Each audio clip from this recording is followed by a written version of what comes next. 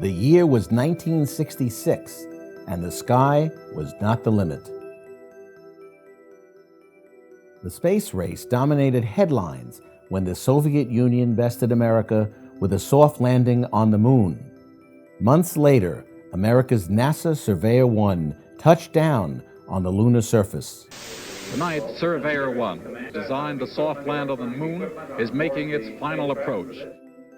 But on the city and town streets of our nation, faraway moonshots were not at the forefront of the minds of those fighting for social, educational, and economic justice.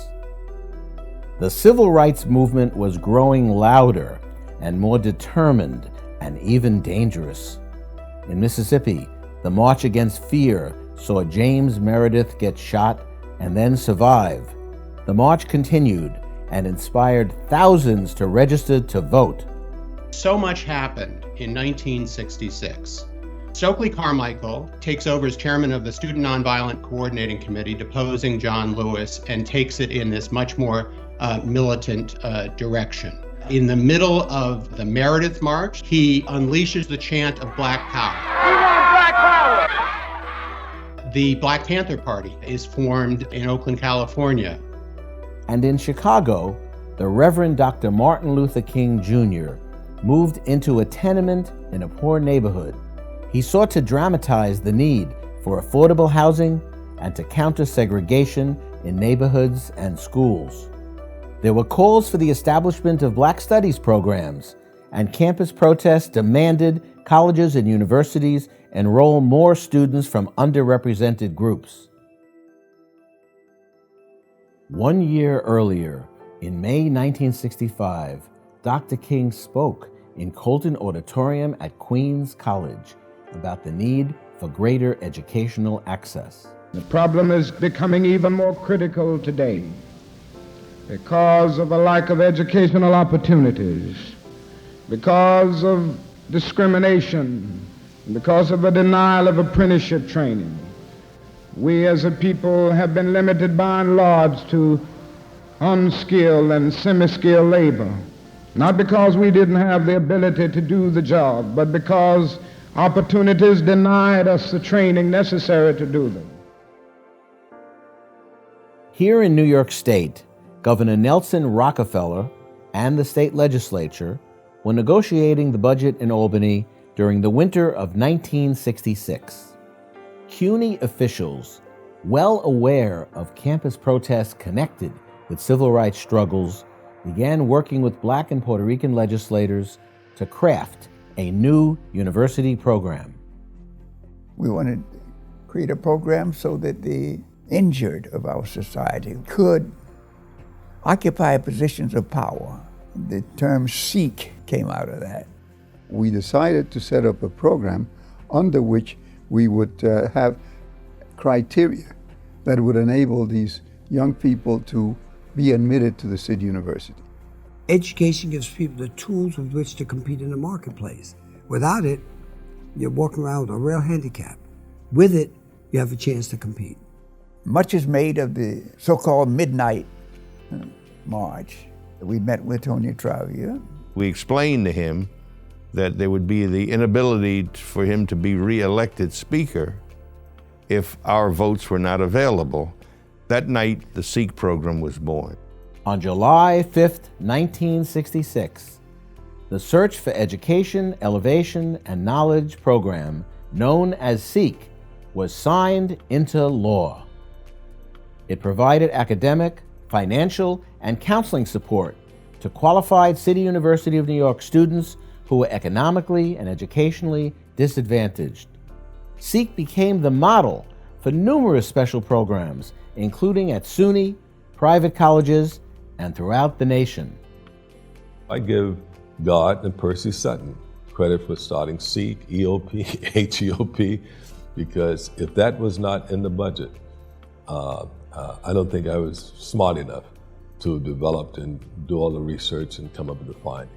Since then, SEEK has served as an invaluable ladder for upward social mobility, helping hundreds of thousands earn an education and become contributing members and leaders of the community.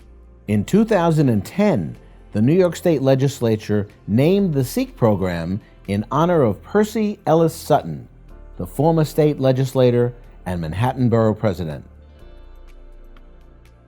The Sikh program is such an important part of my grandfather's legacy. Of all the things that he did, the Sikh program was one of the two things that he was most proud of. Education has always been the most defining vehicle for advancement and kind of the avenue to the middle class.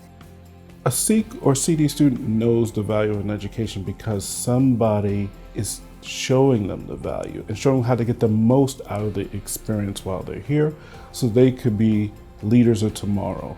When you meet an alum of a CD or a Sikh program, they're almost always in a field that's helping other people.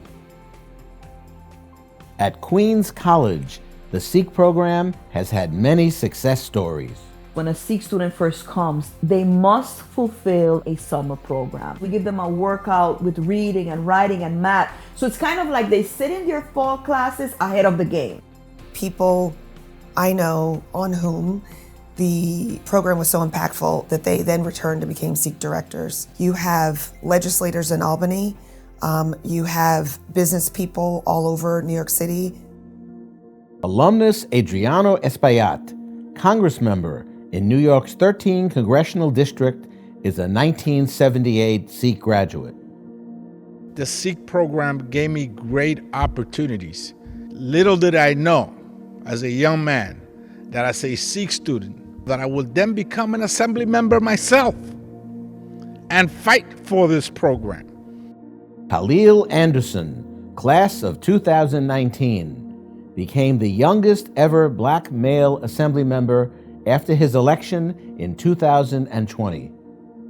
To take what I learned at the program, the advocacy that I learned, the organizing that I learned and sharpened, the ability to make relationships that I learned and sharpened. Because of the Sikh program, I'm a product of the hard work that Professor Blackman Richards and the various directors, leaders, counselors, academic advisors that held me up. Family and camaraderie was what allowed me to be successful in the Sikh program and paved the way to run for public office, to represent their wants, their needs, their demands, because they were my wants, my needs, and demands as a student and as an organizer on campus. Alumna Carmine Kulut, class of 2019, former Student Association president, is now pursuing her PhD at Cornell University. Every semester that I teach at Queens College, I make sure to highlight the Sikh program and its achievements. I wouldn't be here if it wasn't for the Sikh program. A lot of my academic success has been because of the support of the Sikh student as an undergraduate student. I have a sense of achievement, and I know that this is a school that produces leaders, and this is a school that will produce the next civil rights leaders that are engaged, that are informed, and that have a passion for the people. They have to commit themselves to the personal pursuit of excellence. They need to be the very best that they can be. The excellence. That's what I see in these Sikh graduates. 20, 30, 40, 50% of the Sikh graduates are graduating at the very highest level of their classes. That speaks to the excellence that is poured into Sikh students and lifted out of Sikh students by their directors and their staffs. For 60 years, Sikh has opened the doors to education, to leadership, and to change, allowing students to pursue their dreams, thanks to the great civil rights leaders like Dr. King and visionary educators. Programs like Sikh are here to stay. I was selected by the President of the United States to be a delegate to one of the most important conferences that the United States engages in. It was then called the G7 conference. And when I got to South Africa, there were numerous young people who were doing advanced work, who came to celebrate with me to talk about how beneficial the Sikh program had been and to thank me for my participation.